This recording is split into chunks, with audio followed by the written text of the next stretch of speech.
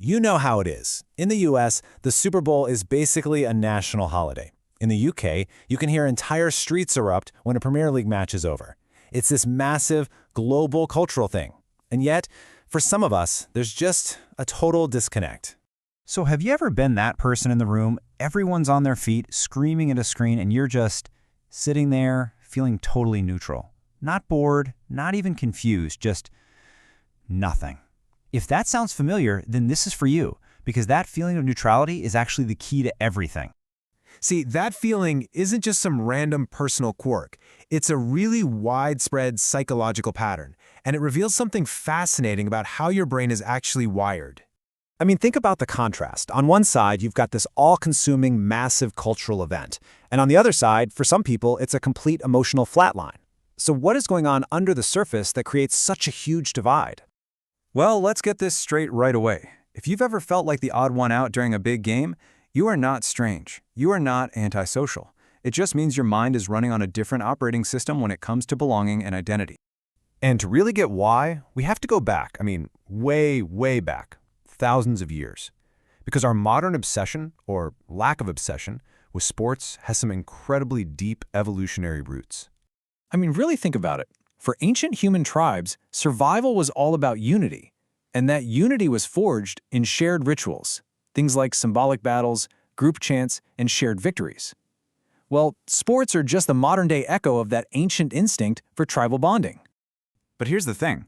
Not everyone in an ancient tribe was the warrior wired for combat bonding. The tribe also needed strategists, healers, observers, and artisans. People whose value came from their insight and their internal skills, not from the fight itself.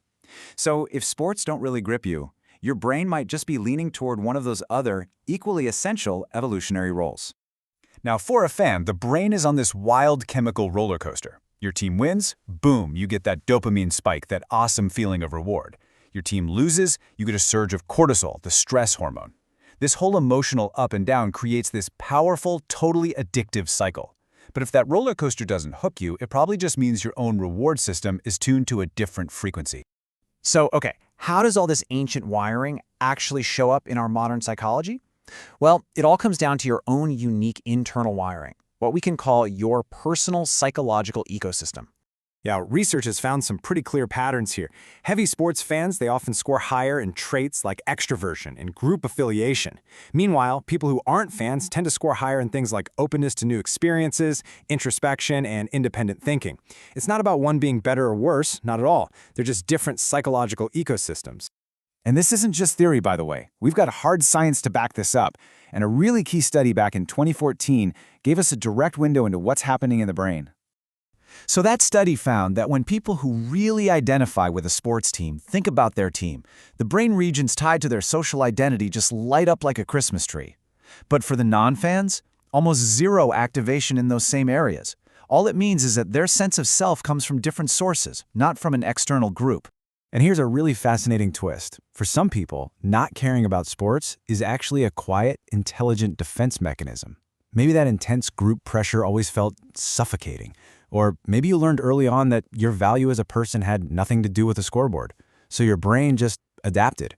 It shifted your focus to areas where you could really thrive without all that pressure. And that brings us to what I think is the most important part of all of this. This isn't about having a deficit. It's about having a different kind of strength, a hidden power that's built right into your wiring. Sports fans often invest a ton of emotional energy into what are called parasocial relationships. That's with teams and players they'll never actually meet. But if that's not you, that emotional energy is likely going into direct engagement instead. Your real relationships, your creative work, your personal projects. It's also about how you find that incredible state of flow, where you just completely immersed.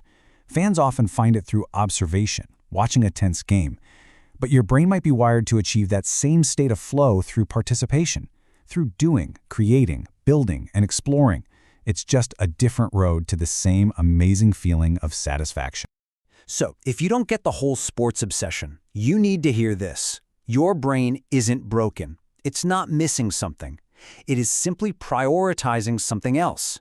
Things like depth, creativity, or a sense of meaning that you define for yourself.